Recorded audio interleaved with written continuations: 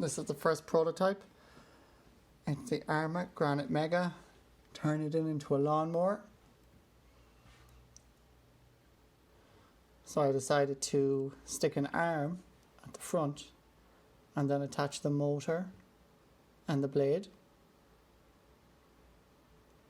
and then attach the battery system on the back.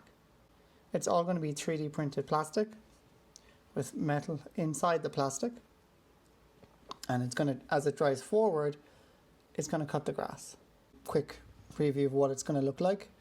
So first of all, we're going to start with the front frame attachment, and it's going to slide inside the front of the Arrma Granite, which will allow us to connect different arms. And the arm is going to have metal rods threaded inside it. Going to have two of them, a smaller one and a bigger one. And we have the arm, and attached to the arm is going to be the motor housing, and the motor housing is going to attach to the arm via hinge pins, and these hinge pins have a system where I can adjust the height of the cutting blade up and down. This is just a test run. There's no blade system attached, and it won't be cutting grass. This is just, we're going to see how it drives. The one thing I've noticed, there's a lot of bobbing going on when I start it, and when I stop it, the weight of the motor just affects how it drives, and it's very, very bouncy. And then all of a sudden, which I didn't get on camera, the front arm snapped. Now it wasn't the metal that snapped, it was the joints that snapped around the metal.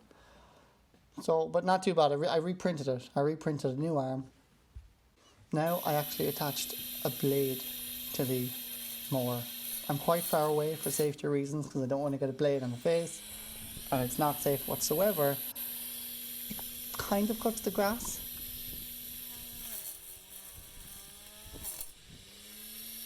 And again, the new housing broke. So that tells me there's a problem with the structure of the arm. There's just not enough strength there to support the blades, the motor as it moves and as it turns. But we'll keep going. Let's 3D print another arm. So what I've done is, instead of a blade, which I think was too heavy for the motor didn't have enough torque to actually push through the grass. So instead I actually attached a weed whacker line, and we'll see how this goes. So it is kind of cut in, but not really. So again, there's not enough speed in the weed whacker line. Maybe because the batteries aren't charged, but then soon after the arm broke. So I think this arm system and the motor at the front and the cutting blade at the front, it's not the way to go. There's too much bounce. So let's just abandon this approach and start a new prototype. So prototype 1 was a failure.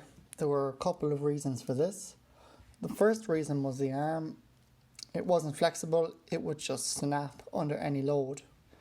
And the reason it would snap under any load is because as it drove over bumps or small hills or inclines, the first thing to hit the incline was actually the motor, the blade and the arm, and that would be pushed forward into the incline, and it would just snap as the Arrma Granite drove forward.